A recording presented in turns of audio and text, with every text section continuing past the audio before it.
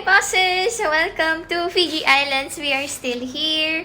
At kung gusto mo malaman kung paano mo magagawang kumita ng offer mo na sa Facebook group, wala na, talagang na-nailed out natin yan, no? Kung paano natin nagawa mabenta lahat ng gamit natin sa Suba, kung saan tumira ako ng 1 year. And sobrang dami ng mga gamit ko doon, no? Mga iba't ibang mga vlogging materials, mga halaman namin, furnitures, kung ano-ano, mga kaldero, mga kawali. Kung gusto matutunan how to actually post your offer sa Facebook Marketplace and mag-cross-posting siya sa lahat ng mga groups para ma-experience mo yung ganitong klaseng experience na halos sobrang daming mga tao yung nagko-comment, gustong bumili ng items mo, etc. Ituturo natin yan sa loob ng Social Selling Mastermind. Pero for the meantime, I am going to catch my flight tomorrow to Bali. At nandito ako ngayon sa Nandi. Okay naman ang buhay. Okay, kahit na medyo relax ang panahon ngayon, wala pa rin akong karapatang mag-relax kasi tignan mo naman kung gaano kakalat yan. Ito na lang ang natira, personal, gamit ko na lang ang natira. Pero halos lahat ng 1 year na ginawa ko, na pagtira sa Fiji, nabenta natin lahat ng gamit. So far, na-monetize natin siya and we earned 3,000, 3,200, 40, 50, 60, 70, 87. 3,287 Fijian dollars. So, kumbaga, hindi na masama, diba? Kasi actually, guys, dahil napakalayo nitong isla na to, yung mga gamit na hindi nila nabibili sa isla, diba, yun, halos yung iba na doble na triple ko pa yung presyo, gaya ng mga gadgets, okay?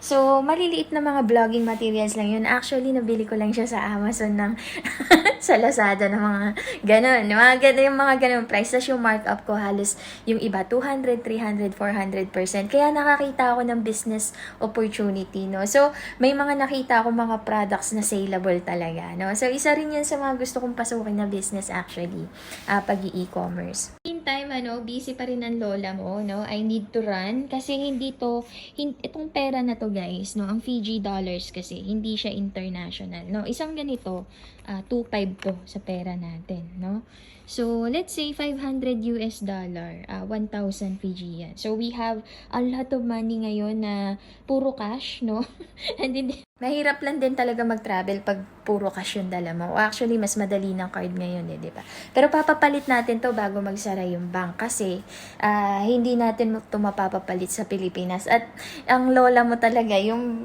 belt bag ko, punong-puno ng panukli. Daming barya, ganyan. So, just to say, successful ang challenge natin to sell all of the things na meron tayo sa Suva, at nabenta natin siya sa maiksing panahon. Actually, 4 na araw lang. Okay? And umabot sa mahigit 800 people yung nag-chat on the first day and umabot din ng additional 400 people yung nag-chat on the second day and third day. Sobrang hindi ko na ma-accumulate talaga yung flow at dami ng tao na nag-i-inquire. And how I wish yung mga product na yun, ang dami ko rito. Siguro ang dami ko nabenta, di ba? So, social selling is very simple, guys. Sometimes, kailangan mo lang makapture din talaga yung attention ng mga tao. So, yung title ng garage sale ko was Moving Expat Rush Sale. Okay? So, dahil gusto nila yung mga expat, quality mga product, tapos rush sale, papunta kami ng Zambia, attractive na hook na capture natin yung attention ng mga tao. Okay? And then, merong konting storytelling. Bakit mo binebenta yung product? Diba? Bakit mo binebenta yung mga gamit mo? Ano ba yung quality niyan? Sulit ba sila doon, hindi porkit nag-markup ako, ibig sabihin, ang laki ng tinubo ko. Actually, mahal ang pagpasok ng shipping dito, diba? So, nakikita ng mga Fijian, okay, bibiling ko to, kasi mahirapan din ako sa shipping pag bumili ako sa Amazon. Saka wala nito sa isla. Yan, yung mga ganun. So, hindi porkit mura yung product mo. Diba? Nabili mo lang siya ng 250 pesos sa Pilipinas. Tapos, bebenta mo lang siya ng kalahati, 125. Kasi iniisip mo, nagamit mo na. No, ang ginawa ko, actually guys, may mga tools ako na 250 pesos. Nabenta ko ng 2.5. As in, 2.5, diba? So, 100 Fiji dollar yun.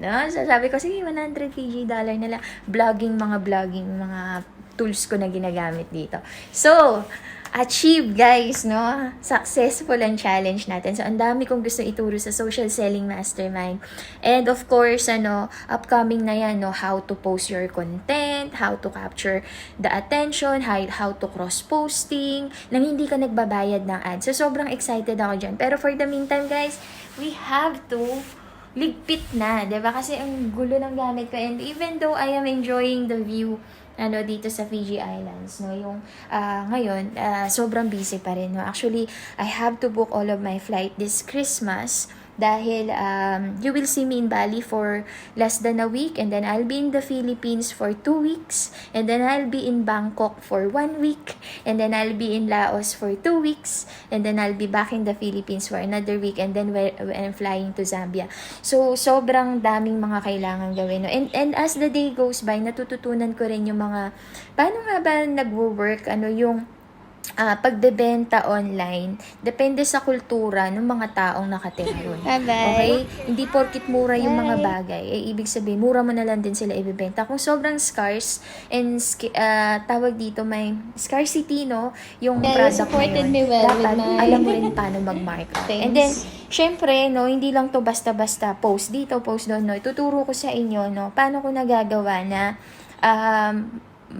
hindi lang sa pag-hook, pagsulat ng story, no, doon sa description, paano mag-cross-posting, paano makuha yung attention ng mga tao. As a business entrepreneur, kailangan marunong ka maglagay ng margin doon sa product mo. And study the culture. How do you say the right words, to capture the attention of the people, and then at the same time, paano mo magagawang ma-social sell yung yung expertise mo, yung service mo, or yung product mo on social media, nang hindi mo muna kailangan gumamit ng ads.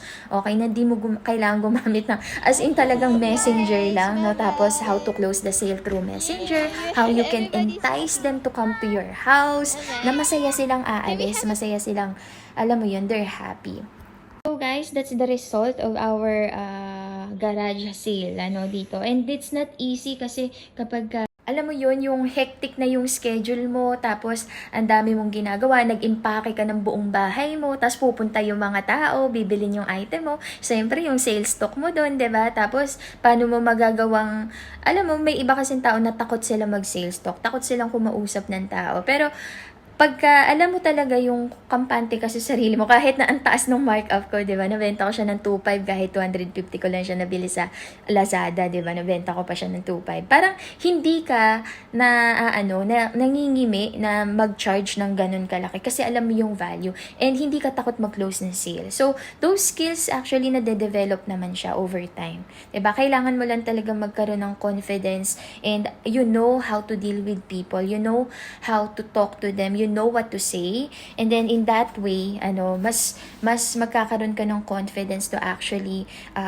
lead them to the buying decision. So kung gusto mo matuto ng mga ganyang strategies, sali ka lang sa Social Selling Mastermind, group community natin. All you need to do so invite your friends, yung mga fellow entrepreneurs mo na gawin yung mga bagay na yan, and then we can guide you dahil magsisimula na yung training natin. The moment na matapos ka lang talaga lahat na to, when I get to Bali, you are my priority, guys. So, thank you so much for watching. I hope you enjoyed that. Again, the tip is to learn how to post, okay, with the hook, attention, story, okay, and be confident when it comes to closing the sale. Have a great day, guys. This is Princess Mylene from Pinay Boss Academy, and I can't wait to see your more values that we will share and post here in the next time. Bye!